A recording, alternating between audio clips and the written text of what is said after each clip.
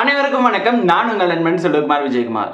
ஒரு குழந்தைய பெற்று அவங்கள படிக்க வச்சு அவங்களுக்கு எல்லா விஷயமும் வாங்கி கொடுத்து நல்லது கெட்டதெல்லாம் பார்த்து வளர்த்து ஆளாக்கி கல்யாணம் பண்ணி அவங்களுக்கு ஒரு வேலை வாங்கி கொடுத்து ஒரு செட்டில்மெண்ட் பண்ணுறதுக்குள்ள எவ்வளோ செலவு பண்ண வேண்டியது இருக்குது. ஆனால் இதுக்கு பயந்துக்கிட்டே நிறையா கப்புள்ஸ் குழந்தையே பெற்றுக்கிறது இல்லை. இங்கே கல்யாணம் பண்ணாதான் நிறைய பேர் சிங்கிளாகவே இருக்காங்க. கல்யாணம் பண்ணாதானடா குழந்தை பெற்றுக்கணும், குழந்தை பெற்றுக்கிட்டாதானடா இவ்வளோ செலவுலாம் பண்ணணும், எதுக்கு அந்த தலைவலி அப்படிங்கிற மாதிரியே காசு செலவாகும்ல. அவங்களே சொல்ல முடியாது. இப்போ ரொம்ப கட்ரோட்டில் இருக்கும், காம்படிஷன் ரொம்ப அதிகம், எதை பண்ணாலும் எதை எடுத்தாலும் காசு அந்த அளவுக்கு அதிகமாக இருக்கு. ஆனால் நீங்கள் ஒரு குழந்தை பெற்றுக்கிட்டீங்கன்னா 62 லட்சம் தராங்கன்னு சொன்னால் குழந்தை பெற்றுக்காம இருப்பீங்களா என்ன? ஒரு குழந்தை என்னங்க, 10 குழந்தை கூட பெற்றுப்பேன். 10 குழந்தை பெற்றுக்கிட்டு அப்படியே ஒரு வட்டிக்கு பிஸ்னஸை போட்டோமா, அப்படியே பெரிய பணக்காரன் ஆனமா அப்படிங்கிற மாதிரி நிறைய பேர் ஐடியாலாம் வச்சுருப்பாங்க. ஆக்சுவலாக அந்த மாதிரியான விஷயம் இருக்குது, அதுவும் ட்ரூ. அது என்னங்கிறத பார்க்குறதுக்கு முன்னாடி இப்போ தான் ஃபஸ்ட் டைம் சேனலுக்கு வந்திருக்கீங்கன்னா மறக்காமல் சப்ஸ்கிரைப் பண்ணி, லைக் பண்ணி, கமெண்ட் பண்ணி, ஷேர் பண்ணி எனக்கு சப்போர்ட் பண்ணுங்க. ஆக்சுவலாக நியூஸ் என்னன்னு பார்த்தோம்னா, சவுத் கொரியாவில் பாப்புலேஷன் ரொம்பவே கம்மியாகிட்டே வருதான். என்னன்னு பார்த்தோம்னா 2021, 22 கம்பேர் பண்ணுறதப்ப அதுக்கடுத்து இயர்ஸ்லாம் என்ன ஆகுதுன்னு பார்த்தோம்னா 2,60,000 இருந்த சின்ன குழந்தைகளோட பர்த் ரேஷியோ 2,40,000, 2,30,000 ஸ்டெப் பை ஸ்டெப்பாக கம்மியாகிட்டே வருதான். ஸோ இது ரொம்பவே கம்மியாகுதுங்கிறதுல கொரியாவில் ஒரு பெரிய ஒரு கம்பெனி இருக்கு, பூயாங்னு சொல்லிட்டு ஒரு கன்ஸ்ட்ரக்ஷன் கம்பெனி. இந்த கம்பெனியில் இந்த சேர்மேன் என்ன பண்ணியிருக்காங்க, லீ ஜாங்னு சொல்லிட்டு அவர் பேர். அந்த சேர்மேன் என்ன முடிவு பண்ணியிருக்காருன்னா, இந்த ஒரு குழந்தைய பெற்று வளர்த்து ஆளாக்கி அதை செலவு பண்ணணுங்கிறதுக்காக பயந்துக்கிட்டே என் கம்பெனியில் இருக்கிற எம்ப்ளாயிஸ் யாருமே குழந்தை பெற்றுக்க மாட்டாங்க, அது அவங்களும் சொல்ல முடியாது. But why we can support their ஃபினான்ஷியலாக ஒருத்தவங்களுக்கு சப்போர்ட் பண்ணலாம். டைரக்டாக ஃபினான்ஷியல் சப்போர்ட் பண்ணோம்னா அவங்க ஒரு குழந்தைய பெற்று வளர்த்து ஆளாக்குறதுல எதுக்கு அவங்களுக்கு ஸ்ட்ரெஸ் இருக்க போகுது, அவங்க ஜாலியாக வளர்த்துட்டு போகிறாங்க, காசும் இருந்துட்டு போகும்ல அப்படிங்கிற மாதிரியான ஒரு தாட்டோட ரீசெண்டாக கொண்டு வந்திருக்காங்க. ரீசெண்டாக இல்லை, ஆல்மோஸ்ட் ஒரு 2-3 இயர்ஸ் முன்னாடி இருந்தே இருக்கு போல. 2021 இது நடைமுறையில் இருந்துருக்கு அந்த கம்பெனியில். இதெல்லாம் தெரிஞ்சிருந்தா நிறைய இந்தியாக்காரங்க எப்பயோ இங்கேருந்து கிளம்பி போயிருப்பாங்க.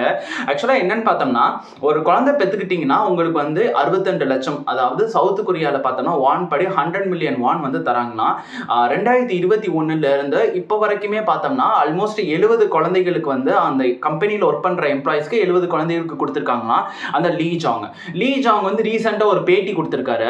நானுமே பார்த்தேன். என்ன அப்படி சொல்லியிருக்காருங்கிற அந்த ஆர்டிக்கலை படித்தோம்னா, ஆக்சுவலாக ஒரு குழந்தை பிறந்து அதுக்கு செலவு பண்ணணும், அதுக்கடுத்து அவங்க ஸ்கூலுக்கு காலேஜுக்கு போகிறதுக்கு செலவு பண்ணணும், அது இடையில சாப்பாடு அது இதுன்னு யாருமே நோட்டீஸ் பண்ண மாட்டோம். பட் ஆனால் செலவுங்கிறது ரொம்பவே அதிகமாக இருக்கும். இந்த செலவை நோட்டீஸ் பண்ணி யாருமே குழந்தை பெற்றுக்க மாட்டாங்க. ஆனால் அங்கே என்னன்னா ரொம்பவே ஃபினான்ஷியலாக ஸ்டேபிளாக இல்லை, எல்லாருமே ரொம்ப கஷ்டப்பட்டுட்டு இருக்காங்க அப்படிங்கிற மாதிரி உள்ளக்கே சும்மா ரேண்டமாக பேசும்போது அந்த எம்ப்ளாயிஸ்லாம் இப்படிலாம் சஃபர் ஆகிறாங்கிறது அந்த முதலாளிக்கு தெரிஞ்சிருக்கு. பார்த்தீங்களா, இந்த மாதிரி நம்ம தமிழ்நாட்டிலேயோ நம்ம இந்தியாவிலேயோ ஏதோ ஒரு கம்பெனி ஓனர்ஸ் இல்லை சேர்மேன் இப்படிலாம் இருந்தால் அச்சா நம்ம இந்தியா எப்போ எங்கேயே போயிருக்கோம் அப்படிங்கிற மாதிரி தான்.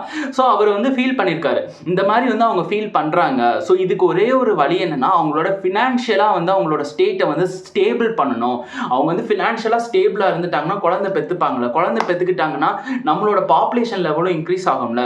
ஆக்சுவலாக பாப்புலேஷன் லெவல் சவுத் கொரியாவில் டிராஸ்டிக்காக கீழே இறங்கிக்கிட்டே வந்திருக்கு. அதனால தான் நான் இந்த ஒரு நடைமுறை கொண்டு வந்தேன். இது அவங்கள பூஸ்டப் பண்ணும். கண்டிப்பான முறையில் நிறைய பாப்புலேஷன் இன்க்ரீஸ் ஆகும், அதுவும் அவங்க ஹாப்பியாகவே பாப்புலேட் ஆவாங்க அப்படிங்கிறக்காக தான் இதை கொண்டு வந்திருக்கேன்னு சொல்லியிருக்காரு. ஆக்சுவலாக என்னென்னா, ஒரு குழந்தைக்கு 62 லட்சம் அப்படின்னு சொல்லியிருக்காருல. இப்போ ரீசெண்டாக அவர் என்ன சொல்கிறாருன்னா, ஒரு எம்ப்ளாயி எக்ஸ்பெக்ட் பண்ணுறாங்களா, இந்த மாதிரி 3 குழந்தை ஒரே பிரசவத்தில் பிறக்க போகுதுன்னு சொல்லிட்டு அதுக்கு 300 மில்லியன் வான் கொடுக்க போகிறேன்னு சொல்லியிருக்காரு. அது கேட்கும் போதே எனக்கு ஆச்சரியமா இருக்கு. யாரு சாமி நீங்க, எங்க இருக்காங்க, தெய்வத்தோட மூஞ்சியை கொஞ்சம் காமிங்களே, தொட்டு கும்பிட்டுக்கிறோம் அப்படிங்கிற மாதிரி தான் இருக்கு. குழந்தை பார்த்துக்கிட்டா 62 லட்சம்டா அப்படிங்கிற மாதிரி அதோட இம்பார்ட்டன்ஸ் கொண்டு வந்திருக்காரு. ஏன்னா ஒரு ஃபினான்ஷியலாக ஸ்டேபிளாக இருந்தால் மட்டும்தான் நிறைய பேர் குழந்தை பெற்றுக்கணுங்கிற மாதிரி இப்போ ரீசெண்டாக இருக்கிற ஒரு ட்ரெண்ட் செட்லேயே போயிட்டு இருக்காங்கல்ல.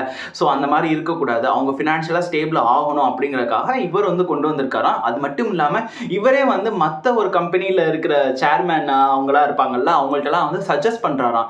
நம்ம வந்து உங்களோட எம்ப்ளாயிஸை நம்ம பார்த்துக்கிட்டா தான் அவங்க நம்மளை பார்க்க முடியும், நம்ம அப்போ தான் டெவலப் ஆக முடியும் அப்படிங்கிற மாதிரி சொல்கிறாரு. இதை தயவு செஞ்சு உங்கள் ஓனரோ உங்கள் சேர் பர்சனோ இருப்பாங்களோ அவங்க கண்ணில் படுற படி வந்து ஷேர் பண்ணி விடுங்க. அப்படியே நமக்கு வந்து இன்க்ரிமெண்ட் போட்டு விடுறாங்களான்னு பார்ப்போம். கண்டிப்பான முறையில் இந்த நியூஸ் வந்து ரொம்பவே சுவாரஸ்யமாக இருக்கும்னு எனக்கு தெரியும்.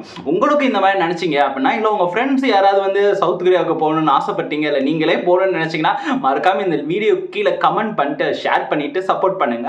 Until that, this is your friend Salukmar Vijaykumar. Take care. Bye bye. See you.